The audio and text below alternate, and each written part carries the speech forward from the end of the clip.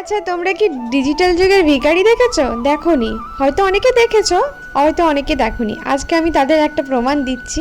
পাত্রের বাবা মা, এরা হচ্ছে এখনকার দিনের ডিজিটাল ভিখারি।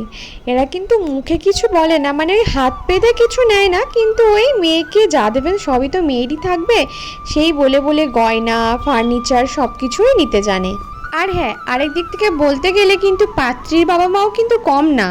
মেয়ে ভালো থাকুক বা খারাপ থাকুক, কিন্তু পাত্র চাই হচ্ছে সরকারি চাকরিওয়ালা, আর ঘরে থাকবে প্রচুর টাকা।